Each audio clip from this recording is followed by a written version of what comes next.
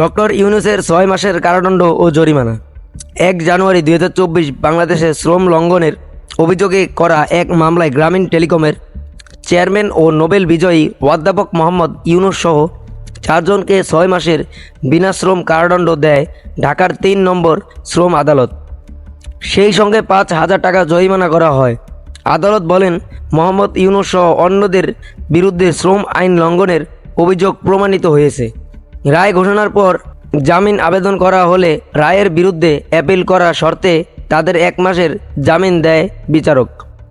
দাসত্ব জাতীয় সংসদ নির্বাচন, বিএনপি সহ বিরোধী দলগুলোর বয়কটের মুখে 7 জানুয়ারি দাসত্ব জাতীয় সংসদ নির্বাচনে শেখ হাসিনার নেতৃত্বে বাংলাদেশ আওয়ামী লীগ নিখুঁতভাবে জয়লাভ করে।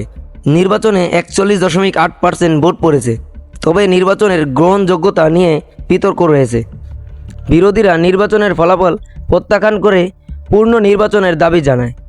ডক্টর ইউনূসের 6 মাসের কারাদণ্ড ও জরিমানার কথাটি ডেইলি ইত্তেফাক প্রতিবেদনে বলা হয়েছে। প্রকাশিত হয়েছে টুডে বাংলা নিউজ বিডি।